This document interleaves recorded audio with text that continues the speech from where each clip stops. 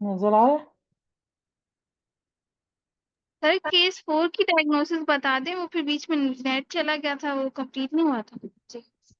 इसको नहीं जी वो अभी हो गया था ना, ये एपिडिडिमल हेड में तो सिस्टेम। ये हो गया था, सॉरी सर। हाँ ये तो हो गया था सर, मुझे लगा वो 4 वो वाला था जो अभी हम कर रहे थे। जी जी ये वाला। हाँ, इसी का वो पार्ट है ना। इसमें हमने आगे डिलेड फिल्म लगाई और एक लेफ्ट फिल्म लगाई। क्या डायग्नोसिस बताई थी?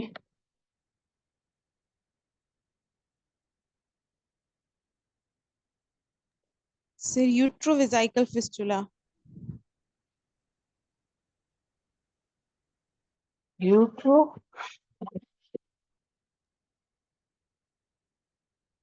यूट्रो रेक्टोवेसाइकल नहीं, जी, रेक्टोवेसाइकल नहीं सर ये।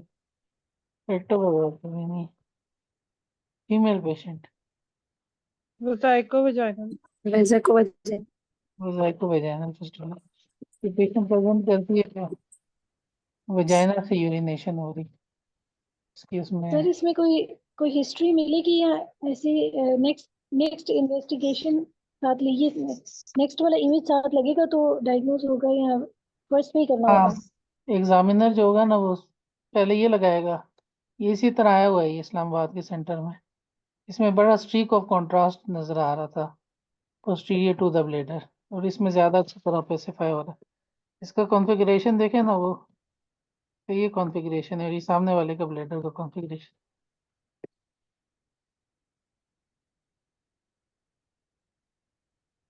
सर ये जो इन्वेस्टिगेशन है इसमें IVU लिख सकते हैं या पूरा लिखना होगा?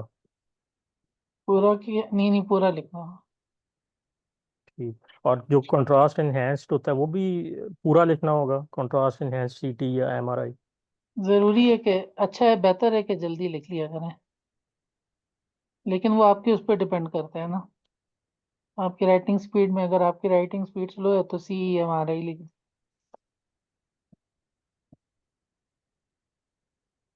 तो इसके क्या क्या काजेज होते हैं इसके बनने के? हमारे एरियाज में तो ज़्यादातर प्रोलॉन्ग्ड ऑब्स्ट्रक्टिव लेबर की वजह से बनता है, या कोई प्रायर सर्जरी की हिस्ट्री है उसकी वजह से बनता है।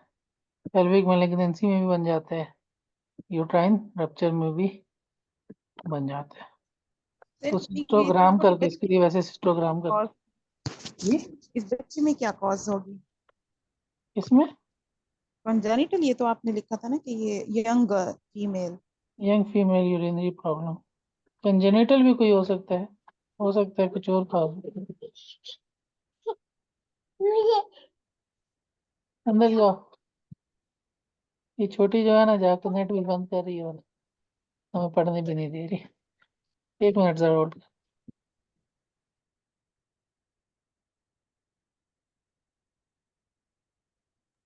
चलो नेक्स्ट केस।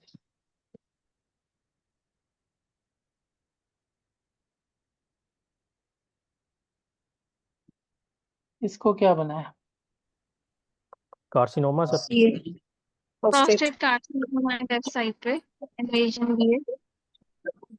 अच्छा सर ये ये T3। हाँ हाँ, स्टेजिंग भी कर सकते। ये जो आपके पास है ना,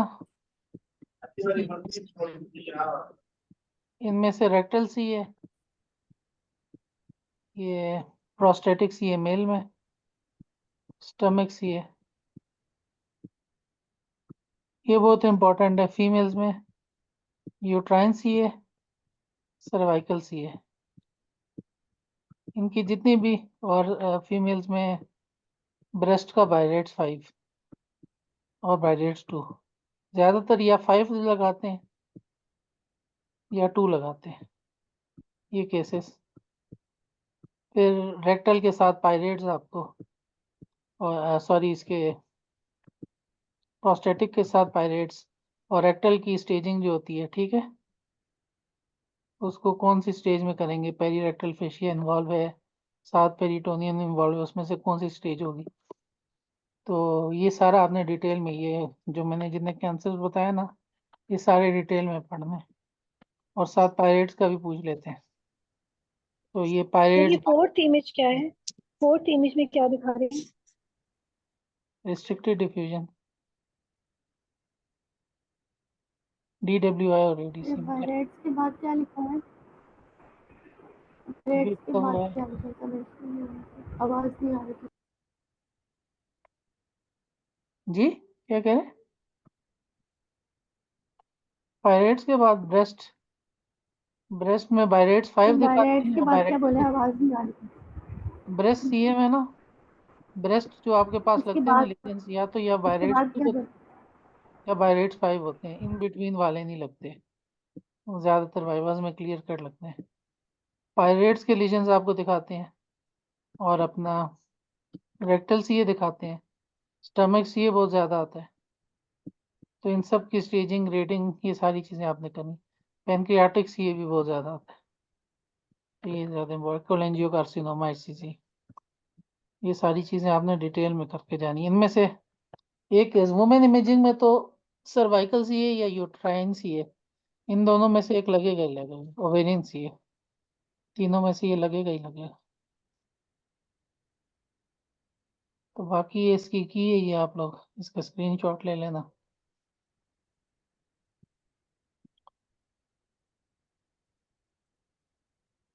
इसमें क्या बनाया आप लोग? posterior urethra का स्ट्रक्चर membranous structure. पहले कंट्रास्ट ट्रांसयूरेथ्रल दिया हुआ है, रिट्रोग्रेड यूरेथ्रोग्राम से, फिर कंट्रास्ट दिया है थ्रू द सुप्राप्यूबिक कैथेटर से। तो इन दोनों का फिर डिस्टेंस मेजर कर लेते हैं।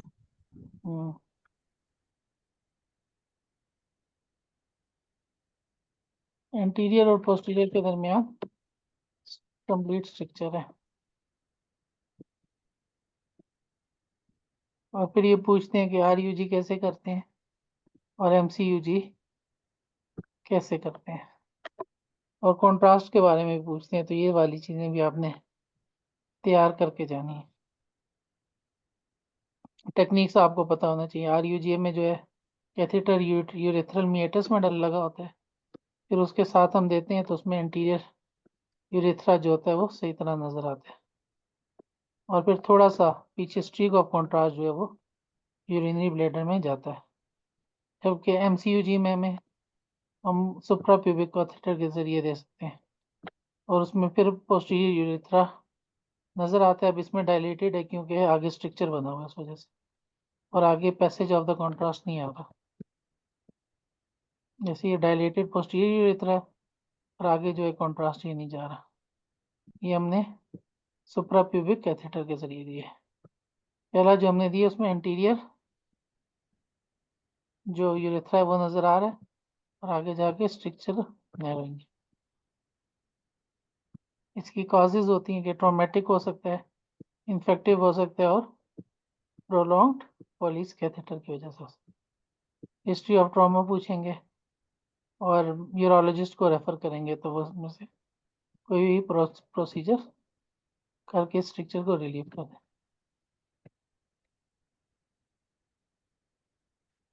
तो क्या बनाया आप लोगों ने? बाइलरी लीक, बाइल लीक हो रहा है पोस्ट Bilioma. डोमा लग रहा है। Bilioma. और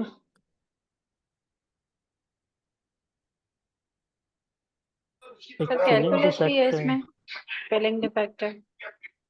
इधर किस जगह पे? कॉमन हेपेटिक डक्ट में।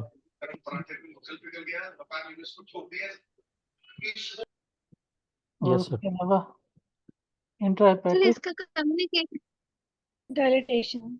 Biliary dilatation. Sir left hepatic इधर नहीं ओपेसिफाई हो,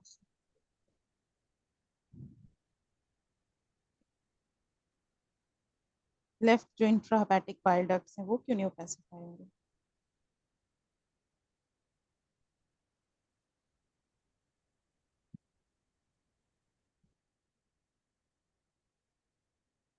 शायद फेज ऐसा है जिसमें अभी स्पेसिफाई नहीं हुई, थोड़ा डिले करके देखेंगे। तो स्टडी कौन सी है? ERCP T tube cholangiogram. T tube पर कोलेंजियोग्राफी, पीटीसी ठीक है। और ये सर्जिकल सर स्टेपल्स टी लगे हैं, ट्यूब है, टी ट्यूब है। और ये सारे सर्जिकल स्टेपल्स लगे हैं। सर क्या डिफरेंस है बाइल लीक में और बाइलोमा में? बताया ना क्या? सर शेप बनाता है बिलियोमा, जैसे इसमें राउंड सा आ रहा है, लीक सर तो फैला बायलोमा होगा। कंटेन्ड होता है। जी बिलियोमा एक शेप बनाता है, कलेक्शन होती है, सर और बायलोमा जो कंटेन्ड लीकेज होता है होता है और वो बाइल होता है वो डिफ्यूज।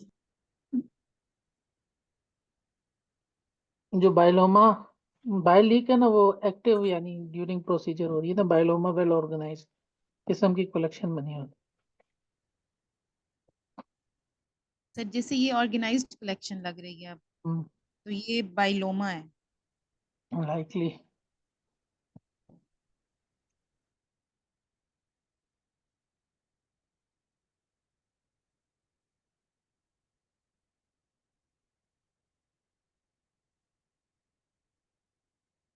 ये शायद इस वाले की है, ये जो साथ लगा हुआ डी ट्यूब कोलिंजियोग्राम, फिर ये बाइल डक्ट्स, और इधर थोड़ा सा आगे कॉन्ट्रास्ट नहीं जा रहा, तो मोस्ट लाइकली कैलकुलस या स्ट्रक्चर की वजह से।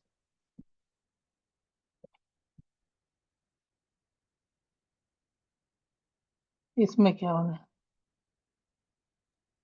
Ideal conduit stenosis right side पे। ये हमने एंटी ग्रेड है। पहले और दूसरे पहले में रेट्रोग्रेड क्या हुआ है, फर्क? फिर एंटी हुआ है। पहले रेट्रोग्रेड दिया कंट्रास्ट, राइट लेफ्ट पे ओपेसिफाई हुआ, राइट पे नहीं हुआ, फिर राइट को एंटीग्रेड से किया है। Ileal conduit stenosis, the site of anastomosis on the right side, surgical staples भी पड़े। पहले आइलियम में कॉन्ट्रास्ट दिया, वो राइट साइड में नहीं गया, लेकिन लेफ्ट साइड को ऊपर की तरफ ओपेसिफाई कर दिया। सेकंड इमेज में ये जो ट्यूब जा रही है अंदर, थैंक यू। इसके जरिए हमने दिया है, इसमें सारी डायलेट होगी, मतलब आगे ऑब्स्ट्रक्शन है। फिर ये देखें, ये यूरेटर भी ऑफ हुआ है। अब इसको आगे जो जा, लेफ्ट कॉन्ट्रास्ट को आगे इधर जाना चाहिए था, with in the ileum. Ileum में नहीं जा रही, यहाँ नैरोइंग हो रही है, तो इस जगह पे जो स्टिच है। जो लेफ्ट साइड है वो नॉर्मल है, हाँ, लेफ्ट साइड नॉर्मल है, क्योंकि क्योंकि जब नीचे भी से हम जब हमने कॉन्ट्रास्ट दिया तो पीछे रिफ्लक्स होके नॉर्मली चला गया, यूरेटर भी ओपेसिफाई हो गया, कैलिसिस भी, और पिरामिड सारे। लेकिन राइट साइड में ओपेसिफिकेशन नहीं है। जब ऊपर से दिया तो हमें डायलेटेशन मिली है। अब ये नॉर्मल है दोनों। इसमें देखिए, इसमें हमने आइलियम में कॉन्ट्रास्ट दिया तो दोनों यूरेटर्स में जाता हुआ नजर आ रहा है, राइट एंड लेफ्ट दोनों में। अब इसमें हमने नेफ्रोस्टमी के जरिए, ट्यूब के जरिए ऊपर से कॉन्ट्रास्ट दिया, तो ये गया, यूरेटर थोड़े से डायलेटेड है, लेकिन नॉर्मल कॉन्ट्रास्ट जाके आइलियम में गया, और यहाँ से फिर रिफ्लक्स होके ऊपर भी चला गया इनटू द राइट।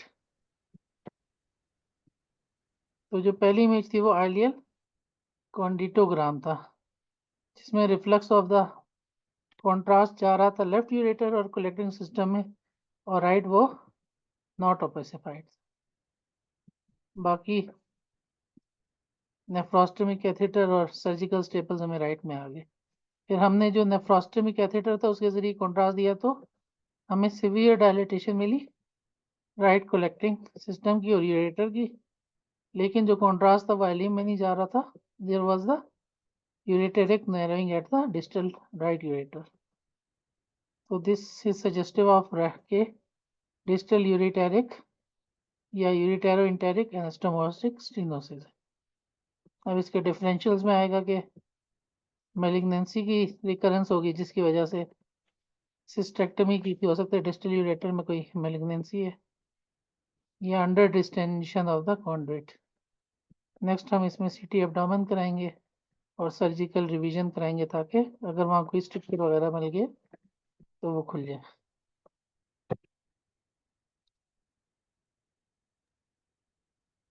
इसका क्या लिखा था, ये तो 2-3 दफा सर ये स्टीरियो टैक्टिक है, और wire guided localization. Wire guided localization ये क्यों कर रहे हैं?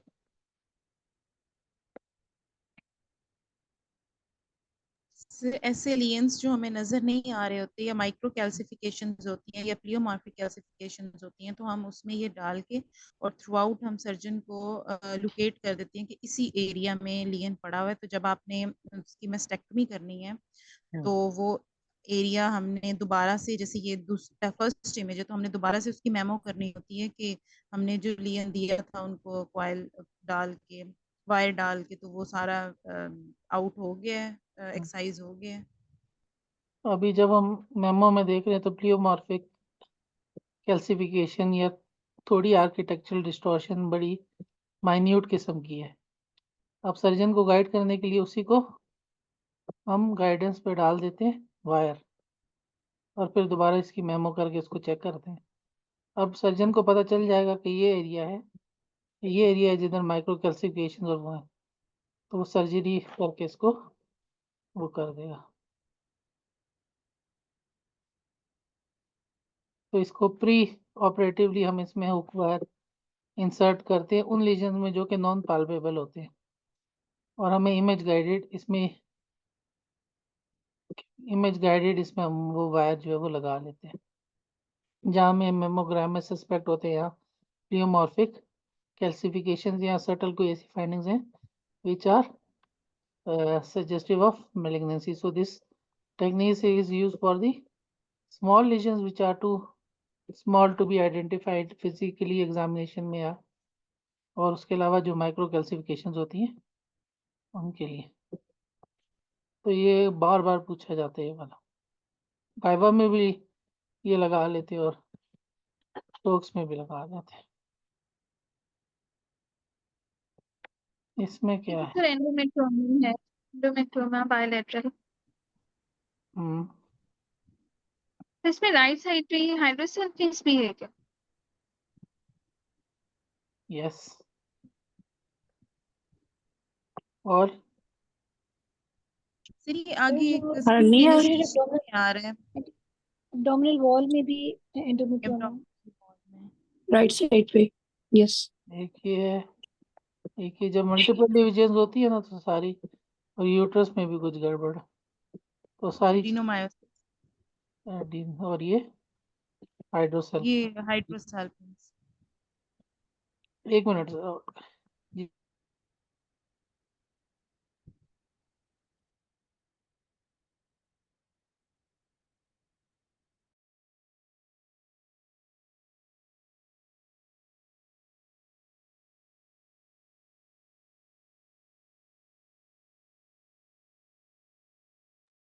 तो ये मल्टीपल फाइंडिंग्स इसमें थी।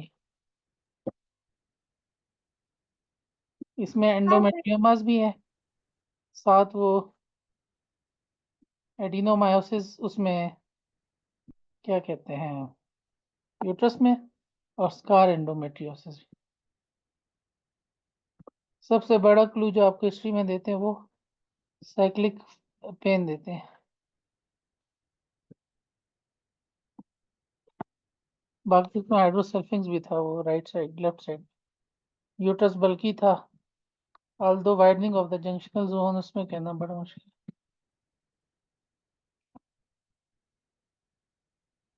सर इसमें स्कार एंडोमेट्रियोसिस दिखाइएगा लास्ट वाले में।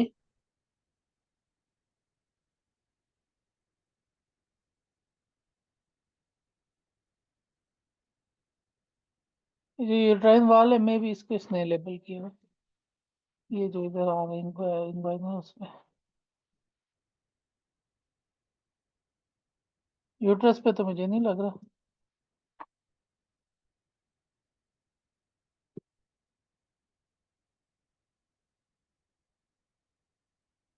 ये तो सिंपल केस है। सर एंडोमेट्रियल सी है, क्या है? सी है लगा है। बाइकॉर्नोइड ये यूट्रस है। सी है एंडोमेट्रियम। एंडोमेट्रियम। सर बाइक, जी जी, बाइक बाइकॉर्नोइड भी लग रही है हाँ और ये एक में सी लग रहा है। नहीं, एंडोमेट्रियम सी है। और ये जो ये इधर इन्वेट करता हुआ आ गया, तो ये जो सही एंडोमेट्रियम, स्टेज 1A ही बनेगा, 50% इन्वॉल्व नहीं कर रहा उसको। हाँ एंडोमेट्रियल सी है की स्टेजिंग और ये जो फिगो की स्टेजिंग होती है उसकी सर्वाइकल सीए, ये दोनों आप लोगों ने ना हर किस्म का केस देख जाना, क्योंकि किसी भी स्टेज का लगा लेते हैं सर और वो फिर आपको जो स्टेजिंग भी कराते हैं, एंडोमेट्रियल की भी कराते हैं और इसकी भी कराते हैं। एंडोमेट्रियल सीए में T1A और 1B की मैनेजमेंट में क्या फर्क आता है? ये दोनों बहुत इंपॉर्टेंट हैं, तो इसमें हम वो नहीं करना चाहिए गलती। अभी मेरे जहन में नहीं है, कोई बता दे। इसमें सर 2A और B के दरमियान डिफरेंस है। एंडोमेट्रियल में या अ, नहीं, वो सर्वाइकल में है।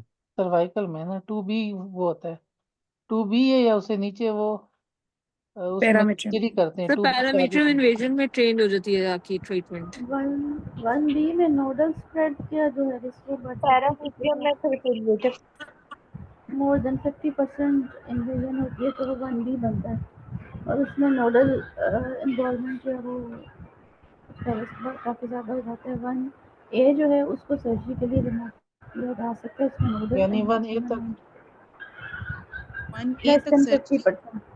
1A और जो इसके है वो बाद लेस देन 50% है हाँ, मायोमेट्रिक इन्वेजन होती है। ठीक है। ये सारी स्टेजिंग की कोई ना अच्छी सी वो, ये जितने भी हैं उनकी कोई ग्रुप में लगा दे, किसी ने कुछ नोट्स या कुछ बनाए, मैं भी देखता हूँ मेरे पास होंगे। असल एक्सक्यूज में मी मैं सर।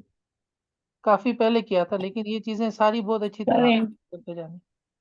Excuse me sir. जी जी। सर ये जो सेकेंड इमेज है फैट साइड T2, इसके अंदर जो सर्विक्स का एरिया है, लोअर यूट्राइन सेगमेंट और सर्विक्स, उसके अंदर हाँ, जो एयर आ रही है, सर इसको भी मेंशन करेंगे। और जो सबसे एंड पे जो फ्लूइड डेंसिटी एयर आ आ रही है, रही है, जो फ्लूइड ही लग रहा है, एयर किधर? सर ब्लैक जो आ रहा है, सर इसको क्या करें? अच्छा सर अच्छा, ये जो सेंटर में जो सेकंड ब्लैक वाली है, लाइनिंग आ रही है, हाँ वो शायद सेकेंड एयर इमेज है। में भी एयर है, पता नहीं, नॉट श्योर है, नॉट श्योर। और सर जो सबसे एंड पे फ्लूइड है, हाँ वो फ्लूइड है। बिल्कुल वो यूरिनरी ब्लैडर के फ्लूइड की तरह की उसकी इंटेंसिटी है। तो क्या हम कंसर्निंग फॉर फेस्टुलस कम्युनिकेशन वाली को लाइन डाल सकते हैं या नहीं? उसमें इसमें वन ऑफ द कॉज होती है, डाल सकते हैं आप। तो ये जो ये यूट्रस बाइकोनोइड तो नहीं बनेगा, इसकी फंडल कंटूर कॉन्वेक्स नहीं है, तो इसको हम इसमें डालेंगे, ये सब आर्कोइड में आएगा, हल्का सा आर्केड में डालेंगे मेरे ख्याल में। आर्कुएट में। हाँ ये आर्कोइड है। आर्कुएट। यस सर, और आर्किड। सर जो एयर आ रही है हो सकता है कि बायोप्सी नहीं हो और उन्होंने कोई इंटरवेंशन इस वजह से हाँ कोई यूएट्रोजेन। हाइड्रोजेनिक एयर होगी, लाइकली, मोस्ट लाइकली। सर अक्सर डिस्टल यूरिटर का टीसीसी और सर सर्वाइकल का जो T3B है जो यूरिटर को इन्वॉल्व करके हाइड्रोनेफ्रोसिस करता है, सर इन दोनों को कैसे डिफरेंशिएट करना है कि एंड डिस्टल यूरेटर का और किसका?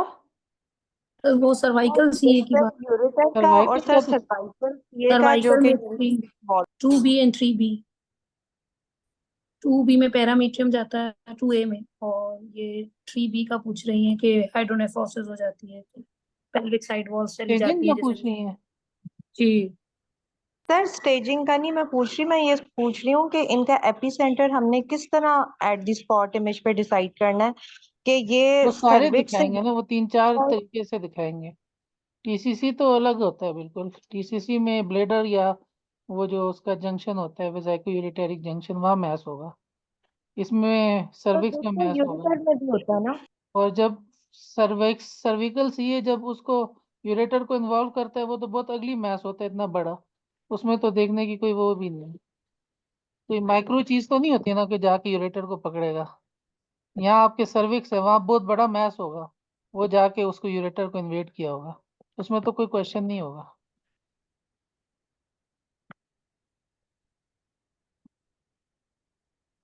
तो इससे हम उसको डिफरेंशिएट। इसको क्या बनाया था? सर ओवेरियन हाइपरस्टिमुलेशन सर ये मीग सिंड्रोम हो सकता है और क्रूकनबर्ग ट्यूमर्स हो सकते हैं। क्रोकनबर्ग और साथ हिस्ट्री इम्पोर्टेंट है। सर क्रुकनबर्ग में तो कोई abdominal पेन की कोई हिस्ट्री भी होगी कोई? तो उसमें सर सब कोई नहीं होंगे ना? उसमें मैसेज होंगे, इसमें सिस्टिक मैसेज नहीं दिखाए हुए। तो ये और सर ये hyper bilateral hyper sir stimulation मेज में सिंड्रोम का और सर मेज में क्रूकनबर्ग में सॉलिड होंगे लीजन्स और ये तो सिस्टिक आ रहे हैं मल्टीपल। सिस्टिक तो ये ओवेरियन हाइपरस्टिमुलेशन सिंड्रोम हो सकता है। और सर वो जो थिका लीजन्स बनती हैं मॉलर प्रेगनेंसी में वो भी इस तरह की पिक्चर देते हैं, लेकिन इसमें साइटिक फ्लूइड जो है ना वो फेवर कर रहा है कि ये हाइपरस्टिमुलेशन सिंड्रोम है। ये हाइपर स्टिमुलेशन सिंड्रोम, ठीक है। ये तो benign intracranial intracranial hypertension। Hypotension, इसमें क्या क्या चीजें हैं? एक्यूमेनिंजल एनहांसमेंट, हाँ sir bowing of corpus callosum है, descent tonsillar herniation. Tonsillar herniation है, और हाइपरीमिया ऑफ द पिट्यूटरी, हाँ पिट्यूटरी की बैलूनिंग और वो भी मिल सकती है। Hyperaemia, venous distension, venous distension.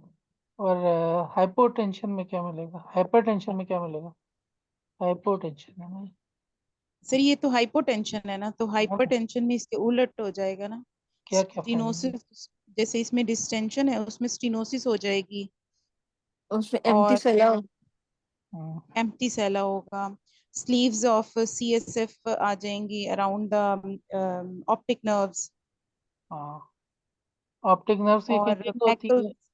Partial Maikal सेला स्केव होता में है फ्लूइड आ जाएगा। और ड्यूरल साइनसिस सर कितनी? cystic bilateral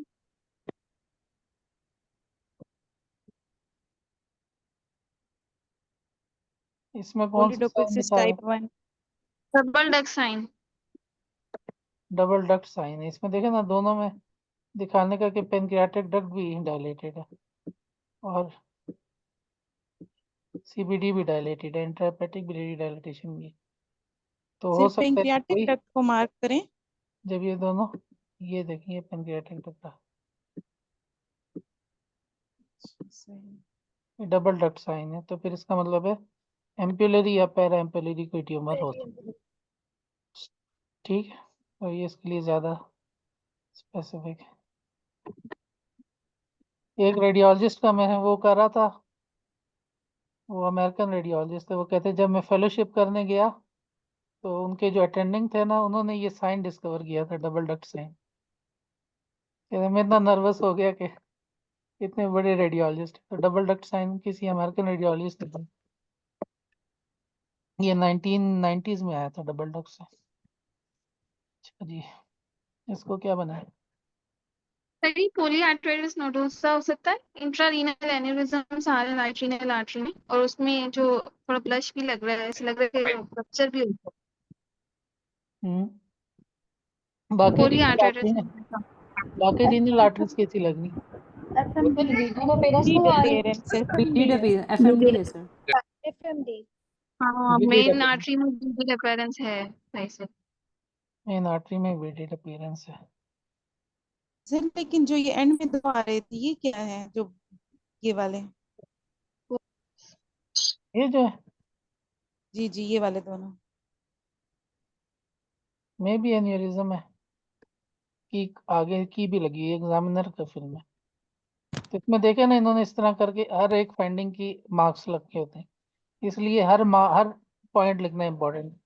और सबसे ज्यादा जो होते हैं वो डिस्क्रिप्शन के मार्क्स होते हैं, जिसको मैंने आपको अटेम्प्ट करने के लिए कहा था कि beaded appearance irregularities, sparing of the proximal 1/3 ज्यादातर, नो पेरीवेस्कुलर एक्स्ट्रावेसेशन, इसके भी इन्होंने एक मार्क्स रखे हैं। अभी आपने एक्स्ट्रावेसेशन को मेंशन नहीं किया तो यहाँ एक मार्क आपका कट गया। योटोग्राम बाकी नॉर्मल है, कोई एथ्रोस्क्लेरोटिक चेंजेस नहीं है, इसका भी इन्होंने 1 किया। ये नेगेटिव, इसको क्या कहते हैं, पर्टिनेंट नेगेटिव्स, तो आपने पर्टिनेंट नेगेटिव्स भी करने पड़ते हैं। तो फाइब्रोमस्कुलर डिस्प्लेजिया, साथ में स्मॉल एन्यूरिज्म भी इधर इसने मेंशन किया है। तो डिफरेंशियल्स में लिखेंगे एथ्रोस्क्लेरोटिक, लेकिन एथ्रोस्क्लेरोटिक लेस लाइकली, वेस्कुलाइटिस भी लिख सकते हैं। और सर नेक्स्ट हम एंजियोप्लास्टी करते हैं। अगर ऐसे केस में इंट्रा रीनल एन्यूरिज्म्स को भी मेंशन करके डिफरेंशियल में पोलीआर्थराइटिस नोडोजा भी डाल दिया तो गलत होगा? नहीं नहीं नहीं, गलत नहीं होगा, सही होगा। लेकिन मेन चीज बीडेड ऑफ द अपीयरेंस तो अपनी फाइब्रोमस्कुलर डिस्प्लेजिया को ऊपर रखना है। ये तो चलें सिंपल। क्या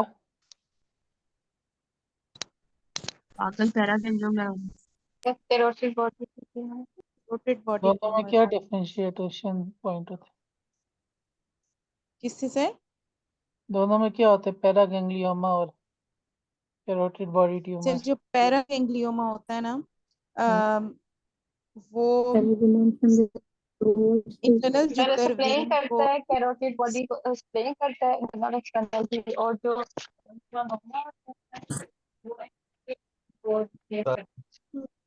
गरम तो खाई से जो रिपोर्ट हाँ, इसमें क्या हो रहा है? पैरागैंग्लियोमा सर इंटरनल जुगुलर वेन को मीडियली करता है और एक को एंटीरियरली करता है।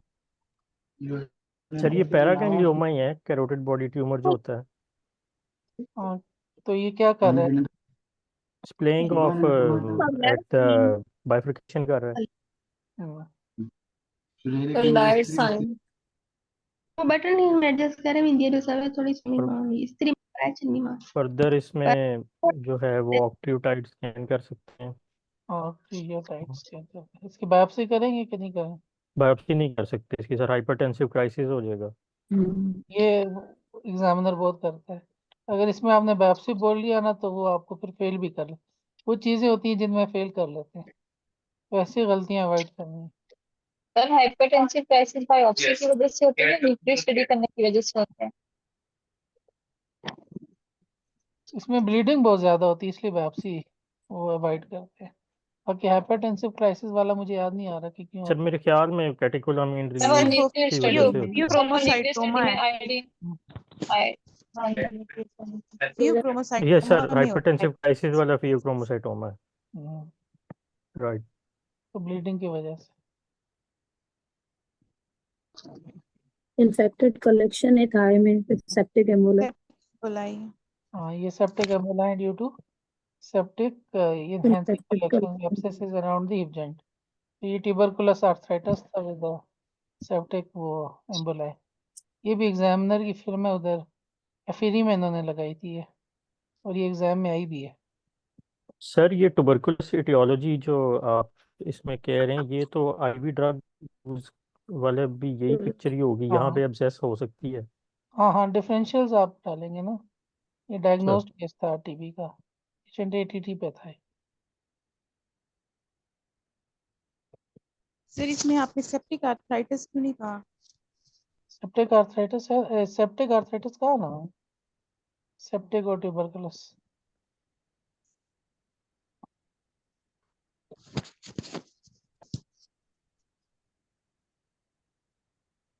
इसमें फेल होते हैं, इसको गलत कर दो। डायग्नोसिस बताएं। The DVST with cerebellar bleed. हाँ, तो ये जो आपको फ्लो वाइड्स है ना, ये बहुत अच्छी तरह से देखने हैं, एमआरआई लगे। अगर आप डीएसटी मिस करेंगे, आप पल्मोनरी एम्बोलिज्म मिस करेंगे, नीमोपेरिटोनियम, ऐसी चीजें मिस करेंगे तो आपको फेल करेंगे। सर अगर ब्लीड तो पेन उस पे कहेंगे, ये जो अपीयरेंस है ये तो क्रॉनिक उसमें जो वैस्कुलर कम्युनिकेशन होती है एवी फिस्टुला टाइप की, वो भी बन जाती है क्रॉनिक डीवीएसटी में। हाँ, वो भी हो सकती है, लेकिन मेन जो दिखाने का वो है कि डीएसटी इसमें दिखा रहे हैं, उसके साथ आपको दूसरे सीक्वेंसेस भी दिखाए होंगे, SWI, जिसमें आप कंफर्म कर लेंगे कि एक्टिव ब्लीड है कि नहीं।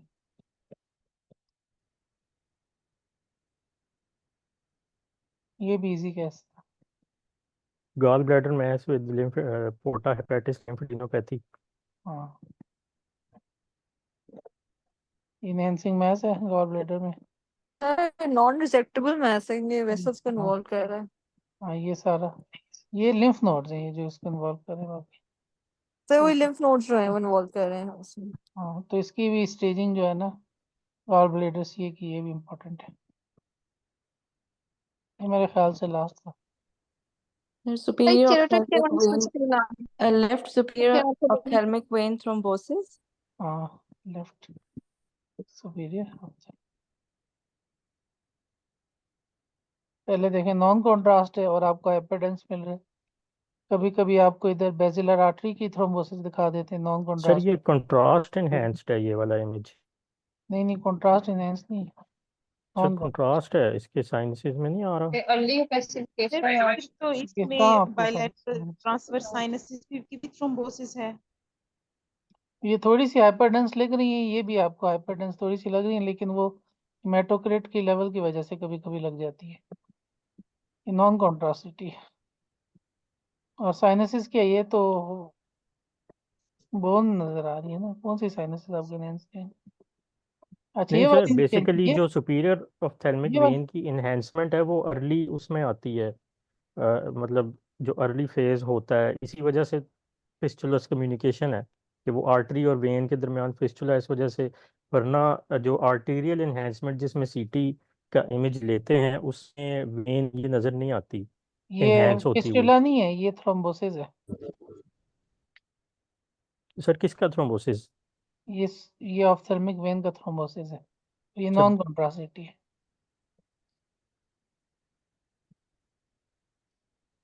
नॉन कॉन्ट्रास्टिटी है, ठीक है। श्योर। अब जाके नॉर्मल साइनसिटी देखें जाके रेडियोपीडिया पे, कभी कभी सर थोड़ी सी हाइपरडेंस इतनी डेंसिटी नजर आ जाती है। इस डेंसिटी पे इसको ना हम कॉन्ट्रास्ट कहते हैं, ना ही हम इसको टीएसटी कहते हैं। लेकिन अगर ऑप्थेल्मिक वेन को देखें तो ये डिस्टेंडेड है और ये ठीक है। तो ये थोड़ी इमेजेस देख लें तो आपकी आईटी हो जाएगी। This was a non contrast CT with hyperdense superior ophthalmic vein suggesting of thrombosis of the superior ophthalmic vein. और इसको ट्रॉमा की हिस्ट्री भी थी पेशेंट को, तो ट्रॉमा की वजह से शायद थ्रोम्बोसिस हो गई। ठीक है, तो कल फिर बाकी केसेस डिस्कस करेंगे।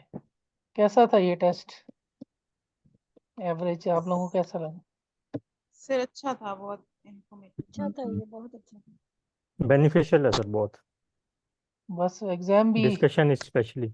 हाँ एग्जाम इससे थोड़ा सा डिफिकल्ट होता है, तो को अपने जहन में ये रखें कि एग्जाम डिफिकल्ट आएगा, हो सकता है इजी भी आ जाए, लेकिन तैयारी ऐसे करें ना, अभी भी आप लोगों के पास बहुत टाइम है, तो इंशाल्लाह आप लोगों की अच्छी तैयारी हो जाएगी। Prepare for the worst. और कोशिश करें कि अगर आप 100 बंदे अटेंड करते हैं तो 100 में से आप सब कोशिश करें कि हमने टॉप 40 में आना है। 40 वाले तो इंशाल्लाह टॉप 40 वाले 100% पास होंगे, बाकी फिर आप लोगों ने मेहनत करनी है। तो बाकी केसेस इंशाल्लाह कल करते हैं, इंपॉर्टेंट केसेस।